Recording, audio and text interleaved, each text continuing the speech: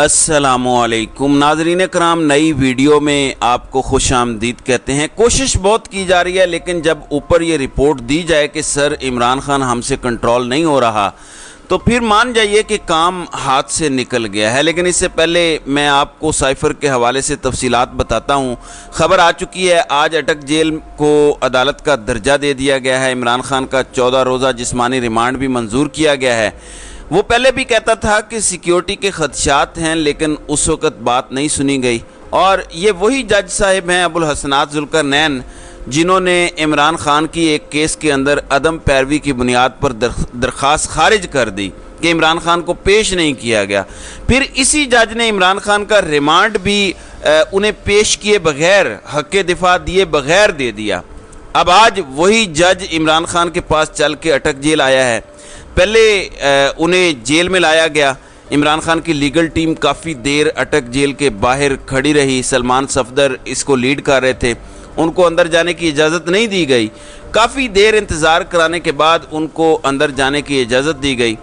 नाज़रीन इकराम, ये भी हैरान कुन बात है जिस तरह से ट्रायल हो रहा है। लोगों की एक्सेस से बाहर बातों को रखा जा रहा है। आप सुनते होंगे कि जनरल ज़िया के दौर में ये हुआ करता था।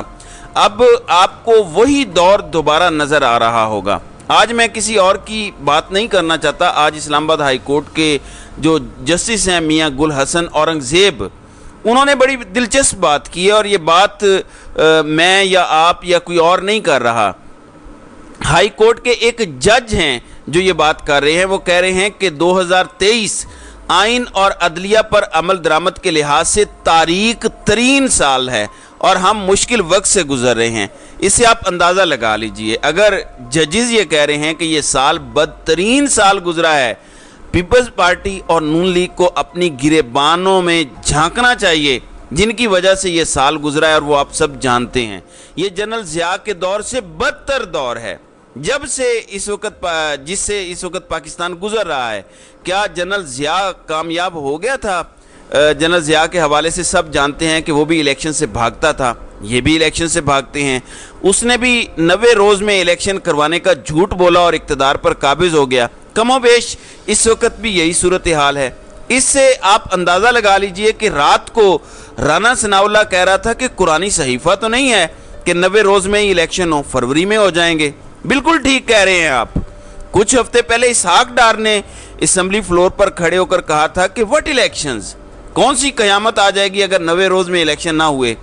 तो जनरल ज़िया के वारिसीन हक बजानिब हैं, क्योंकि जनरल ज़िया भी मुकर गया था ये बात करके। तो जनरल ज़िया की बाकियात भी उस जैसी मकार और धोखेबाजी होंगी, इसलिए इनका ऐसे बयानात देना बनता है।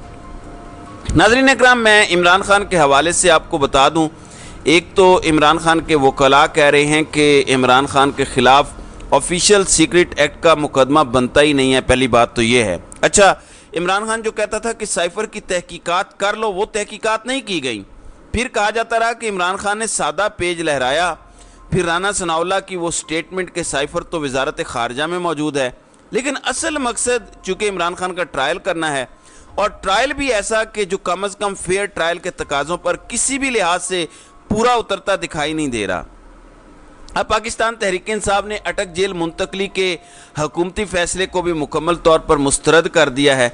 जज अबुल हसनात जुल्करनैन ने इमरान खान का 14 रोज़ा जिस्मानी जुडिशल रिमांड जो है वो मंजूर किया है। तो 13 सितंबर तक इमरान खान अब जेल में रहेंगे, जबकि उनकी दरख्वास्त ज़मानत पर समात 2 सितंबर को मुकर्रर की गई है। अब PTI ने सुप्रीम कोर्ट ऑफ पाकिस्तान से दस्तूर मुमलिकत से खुली बगावत के फौरी नोटिस की इस्तदा की है और ये कहा है कि फेयर ट्रायल के तकाजे पूरे नहीं किए जा रहे। मुनसिफाना समात का बुनियादी हक आइन देता है, जबकि उनके मुताबिक बेइंसाफ़ी की बुनियाद रख दी गई है। जिस तरह से तोशा खाना के अंदर किया गया, वही कुछ अब साइफ़र के अंदर किया गया है।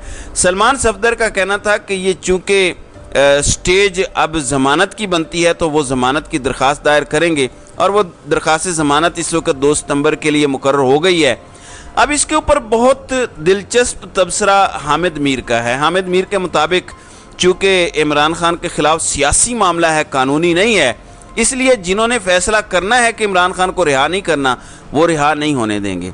इसकी मैं आपको वजह बता देता हूँ। जो मैं आपको कह रहा हूँ कि इमरान खान कंट्रोल नहीं हो रहे, ناظرین کرام مسئلہ یہ ہے کہ وہ لندن بھیجنا چاہتے ہیں، عمران خان لندن نہیں جانا چاہتا، وہ جس کو لندن سے پاکستان لانا چاہتے ہیں وہ لندن سے پاکستان واپس نہیں آنا چاہتا۔ مسئلہ یہ ہے۔ اب میں آپ کو اسلام آباد میں بڑی قربانیاں اور بڑی اکھاڑ پچھاڑ جو معاملہ ہے اس پر میں بات کرتا ہوں۔ ہوا یہ کہ رات کو اچانک الیکشن کمیشن آف پاکستان نے ایک نوٹس جاری کیا اور کہا کہ خیبر پختونخوا کے چیف سیکرٹری کو ہٹایا جائے۔ یہ غیر جانبدار نہیں ہے۔ پہلی بات تو یہ ہے کہ اگر غیر جانبداری کی بنیاد پر کچھ کرنا ہے تو پھر پنجاب کے وزیر اعلیٰ کو پہلے ہٹائیں، پھر خیبر پختونخوا کے وزیر اعلیٰ کو ہٹائیں، پھر اس نگران وزیر اعظم انوار الحق کاکڑ کو ہٹائیں۔ ایون کل نگران وزیر داخلہ سرفراز بگٹی کہہ رہا تھا کہ عدالتیں عمران خان کے حق میں کام کر رہی ہیں۔ کوئی نگران بھی اس طرح کی بات کر سکتا ہے؟ تو یہ چیلے چانٹے بوٹ پالشی اس وقت اوپر بیٹھے ہیں۔ خیر پتہ یہ چلا جب یہ معلوم پڑا کہ خیبر پختونخوا کے جو چیف سیکرٹری ہیں ندیم اسلم چودھری، ان کو ہٹانے کا حکم دیا گیا اور کہا کہ سیکرٹری خیبر پختونخوا صاف شفاف منصفانہ انتخابات میں معاونت نہیں کر رہے، اس لیے ان کو عہدے سے ہٹا کر نیا مستعد قابل افسر تعینات کیا جائے۔ ویسے اگر تو الیکشن میں معاونت نہیں کر رہے تو سکندر سلطان راجہ کو ہٹایا جانا چاہیے، ان کے ممبران کو ہٹایا جانا چاہیے جو الیکشن نہیں کروا رہے۔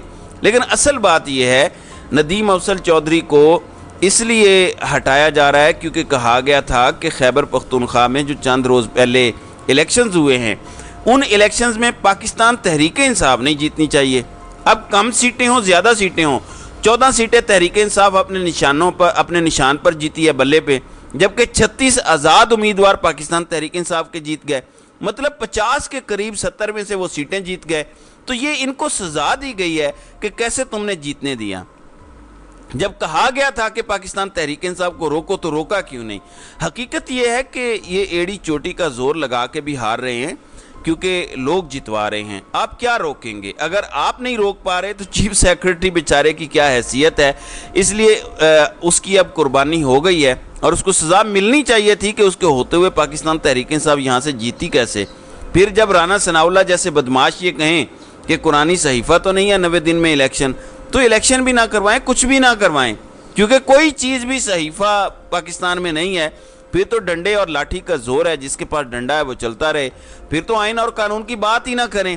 پھر بہت ہی سینئر صحافی، بڑے بڑے صحافیوں کو ہم نے سنا، لیکن وہ اندر سے اتنے ہی چھوٹے اور گھٹیا نکلتے ہیں۔ در حقیقت ایسے لوگ بغض عمران سے بھرے ہوئے ہیں، یہ عمران خان کی نفرت میں کسی بھی حد تک جائیں گے، کسی بھی چیز کو سپورٹ کریں گے، کیونکہ عمران خان کے آنے سے ان کا بہت کچھ بند ہوا ہے۔ اب سلیم بخاری جو انتہائی سینئر صحافی ہیں وہ کیا کہتے ہیں؟ وہ فرماتے ہیں کہ الیکشن اس وقت تک نہیں ہوں گے جب تک چیئرمین پی ٹی آئی اور ان کی جماعت کا مکمل قلع کما نہ ہو جائے۔ یہ ایسا طبقہ ملامتیہ ہے جو شریف خاندان کا پٹھو ہے، ان کی مجبوریاں ہمیں سمجھ آتی ہیں۔ آپ جیسے لوگ جنرل ضیاء کے دور میں بھی تھے جو گلا پھاڑ پھاڑ کر کہتے تھے کہ جب تک پیپلز پارٹی کا صفایا نہیں ہوگا الیکشن نہیں ہوں گے۔ سر جب تک عوام صفایا نہ کرے صفایا نہیں ہوتا، آپ جتنا مرضی گلا پھاڑ پھاڑ کر چیخیں مارتے رہیں کچھ بھی نہیں ہوگا۔ جنرل ضیاء ناکام ہو گیا تھا تو آپ جیسے چیلے چانٹوں کو کون پوچھتا ہے؟ بے شک رانا ثناء اللہ جیسے لوگ کہتے رہیں کہ عمران خان کے خلاف جتنے کیسز ہیں الیکشن تک کلین چٹ ملنا ناممکن ہے، آپ نہ عمران خان کو الیکشن میں اترنے دیں، آپ الیکشن تو ذرا کروائیں نا۔ دیکھ لیں گے، یہ گھوڑا اور یہ میدان ہے، کوئی زیادہ لمبی چوڑی بات نہیں ہے۔ آپ بھی اچھے سے جانتے ہیں کہ پنجاب میں بھی ان کی 2 ٹکے کی اوقات نہیں ہے۔ اب آج کی آپ خبر سن لیں، ڈالر انٹر بینک میں 95 پیسے بڑھنے کے بعد 304 روپے پہ پہنچ گیا۔ پاکستان کا یہ آج کا ہائیسٹ ریٹ ہے، لیکن یہ سارے کس چیز میں لگے ہوئے ہیں کہ ہم نے عمران خان کا ٹرائل کرنا ہے، اور ٹرائل بھی ایسے کرنا ہے کہ جس کی کوئی مثال نہ ہو۔ یعنی کلبھوشن یادو کو ہم نے وکیل دینا ہے، اس کو حقوق دینے ہیں، اس کے لیے آئینی ترامیم کرنی ہے، وہ ٹھیک ہے، لیکن اپنے ملک کے سابق وزیر اعظم کو ہم نے اس طرح سے ٹریٹ کرنا ہے تاکہ آئندہ کوئی وزیر اعظم بننے کا سوچے ہی نہ۔ ایک اور خبر ہے، یہ ذرا ملاحظہ کریں، جیو کے مطابق چیئرمین نادرا اب حاضر سروس فوجی افسر بھی تعینات ہو سکے گا۔ کابینہ نے اس کی منظوری دے دی، اور اعزاز سید کے مطابق کابینہ کے پاس یہ اختیار نہیں تھا، لیکن اس کے باوجود ترمیم کر کے فوجی جنرل صاحب کو چیئرمین نادرا کی پوسٹ پر بٹھا دیا ہے۔ چلیں اچھا ہے، اب آئندہ کوئی سویلین افسر جو غیر فوجی ہے وہ ذرا نادرا کا چیئرمین لگ کے تو دکھائے، پتہ چل جائے گا۔ تو اب آپ جان لیجئے کہ آج کے بعد نادرا کا عہدہ بھی آپ کے ہاتھ سے گیا. اب اس میں حاضر سروس افسران وہیں سے آیا کریں گے. تو یہ اس ملک کی صورتحال ہے. اللہ اس ملک پر رحم کرے, آمین. تو ناظرین کرام, آپ کی اس ویڈیو کے حوالے سے کیا رائے ہے؟ آپ اپنی رائے کا اظہار کامنٹ سیکشن میں ضرور کیجیے گا.